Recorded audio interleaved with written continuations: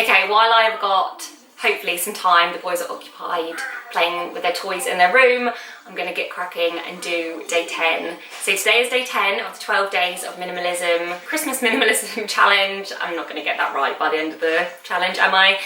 And today is kitchen, which is a pretty big one. And now I'm thinking, should we have done that a little bit sooner? But chances are you're going to be cooking over the Christmas period. I mean, I'm actually not. Christmas Day, we're over my brother's. Boxing Day, we're out for food. And that's it really. We haven't really got any other family celebrations. So I'm kind of getting away with it this year.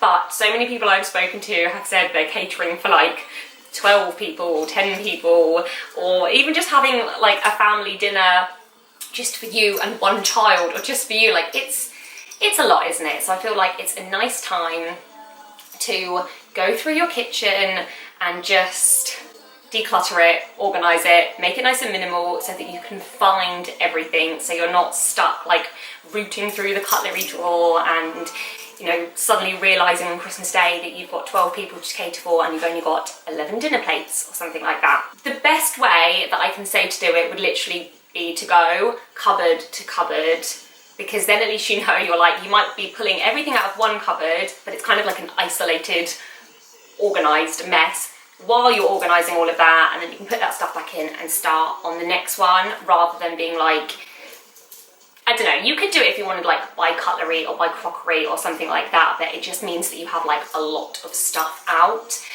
But you want to be covering cutlery, utensils, crockery, Tupperware, things like your medicine cabinet. Make sure that you've got a good stack of paracetamol, Calpol, plasters, things like that over the festive period. What else? Your food as well. Like, go through your kitchen. You're probably going to be doing that around this time anyway, in preparation to get food for over Christmas time. So just go through, you know, get rid of anything that's majorly expired that you know you're not going to eat. Obviously things that are sealed, like tins and packets, donate. So many places are doing like reverse advent calendars where you can take into like churches and Salvation Armies tins, packet food, coffee, tea bags and things like that. Jensen's Nursery was doing it as well, and it's just such a good way to, you know, if your family don't really like beans and you've got 10 tins of beans, someone else will love beans, tin tomatoes, packets of pasta, all sorts. And, you know, even find out if anyone is accepting fresh stuff as well. Stuff like that is so greatly received. So yeah, go through anything that you can use up. Anything that you know you're not going to have, then donate it to a good place. And then you can make a list of everything that you're going to need. If you know you're going to need salt and pepper, you're going to need gravy granules, all things like that ready for Christmas. Yeah, things like mismatched crockery, children's utensils that are too small, you know, like the little baby spoons. Like my two don't use the little baby spoons anymore, so they've gone. And like the really little kids cups, they have like a full-on glass of water or juice or whatever now. So yeah, it's just a good chance to clear out, ready for the new year, especially if you're thinking in the new year, or even now, because you don't need to wait until the 1st of January to start new habits. But if you are thinking of eating cleaner, going vegetarian, vegan, cutting out dairy, whatever it's going to be, it's a good chance to start using up those things or getting rid of them now in preparation, so that it doesn't seem like a big monumental task on the 1st of January or whenever you decide to start.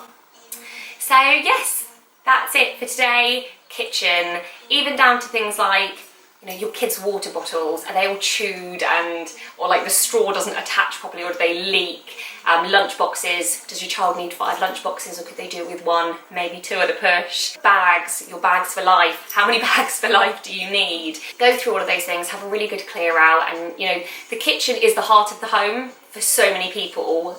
Even for me, like my kitchen now is tiny compared to my last one, but when my friends come round, we all just stand in the kitchen and sit up on the sides. Like for me, it's the place, it's where there's food and drink, and I have my Alexa on, so there's always music, and it's just, yeah, it's the heart of the home for me. So I like it to be somewhere that's clear and clutter free, and I know I can open a cupboard and stuff's not going to like fall out, or I can say to someone, yeah, grab something from the fridge, and they're not going to find like a load of mouldy carrots in the vegetable drawer or anything like that. Like it's a nice place to be. So yeah, that is today's challenge.